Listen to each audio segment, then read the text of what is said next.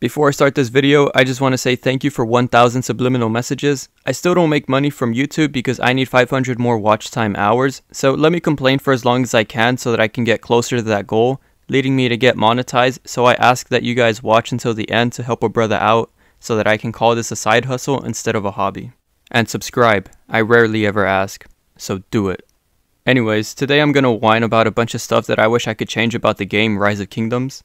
Hopefully I don't get in trouble for making this video, but I feel like I'm always defending Lilith and going against the community, so why not, you know? This time let me go at them. So without further ado, let's get into the first thing that I wish I could change about the game, and that is the amount of sculptures it takes to expertise a commander, man.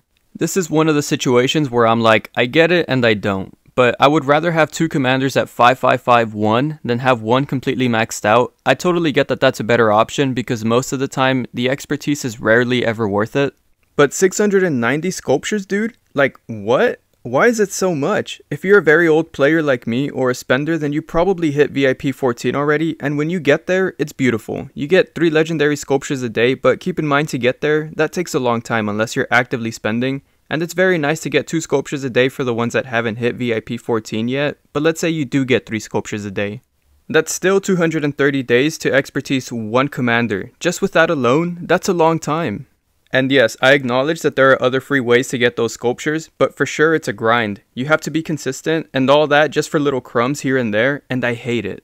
And don't even get me started with the Wheel of Fortunes. Those things are expensive to spin to 100. It takes 72,000 gems, which is like $300 worth of gems, and all that for less than 100 sculptures.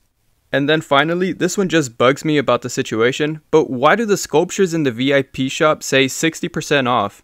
As opposed to what?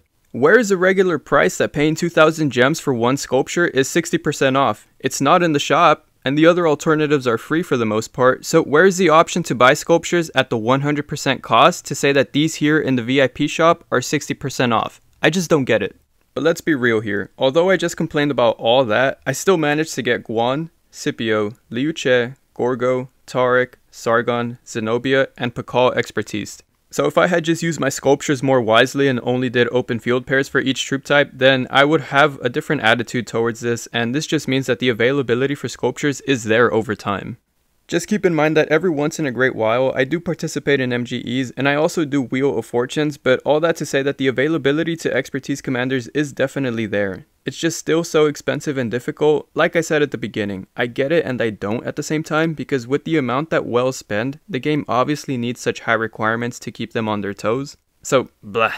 Next on the list is something that I keep defending because I understand the reality of this game, and I have already accepted the fact a long time ago. It just doesn't mean that I have to like it anyways, and that would be the Crystal Tech.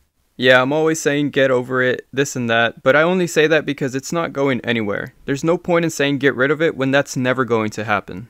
Nonetheless, I do hate that Crystal Tech is required in every season of Conquest KVK, and I hate how difficult it is to compare to Whales after they have spent enough money to get all that attack and then damage on top of that, which is crazy to me. But I do think it's still worth shutting the hell up because as obvious as it sounds, being a whale isn't cheap, nor is it easy. And then they gotta run it back the next KVK and the next one and the next one. I just don't think people should act like whales didn't earn all the stuff that they bought because it wasn't free, but whatever. I know many won't understand that thinking, but either way, I hate how Crystal Tech is temporary, and if it was up to me, I would get rid of it.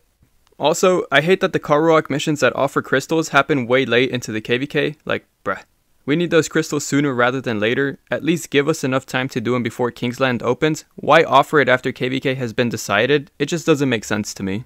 After that, this next thing that I would change is a personal one as someone who used to spend what I thought was a lot of money, so free-to-plays might not understand this one. And that is a massive gap between a whale and what those are forced to be called low spenders. Brother, if you drop $300, you get like what, 50 to 60 days worth of speed ups on holiday bundles, which are apparently the best ones, and the resources are very little in comparison to what you're gonna need to fight. To spend $300 and still be considered a low spender is ridiculous to me. And maxing that one bundle gives you enough gems to barely spin a Wheel of Fortune to 100, which will give you like what, 60 to 70 gold heads? Good job, now you can max the first skill on a commander, which is the cheapest one, and then you need 10 times that amount to actually expertise the dude. It's beyond me to spend what I think is a huge amount of money and still feel like you only got a handful of stuff. I don't even know if that makes sense, but whatever. I'm just a whiner and a complainer, and y'all know this already. The next thing that I would change about this game is the level of difficulty it is to migrate out of your current kingdom. Yes, they made it easier to migrate into a kingdom from your current KVK. Thank you, chef's kiss.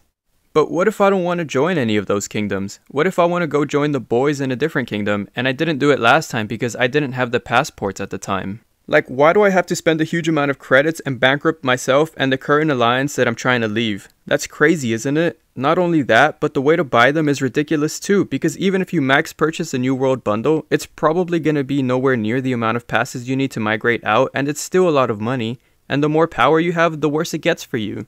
Like, seriously, what is the deal with making it so expensive? What are you guys trying to prevent here? It makes it so difficult to remove deadweight and rogues from kingdoms because they can't afford to migrate out, so instead those kingdoms have to deal with those ongoing issues for longer periods of time, and I just think it's really unnecessary.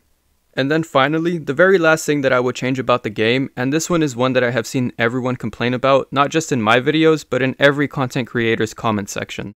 And that is to give us higher level resource nodes. I'm not sure where this idea came from or why it became such a trend all of a sudden, but now, out of nowhere, I'm starting to see it more and more frequently everywhere, and it's for good reason. Players just don't like having to constantly log on to multiple accounts to farm over and over and over because these nodes don't have a lot of resources in them. It takes so much time, and it seems like it's starting to affect people at this point.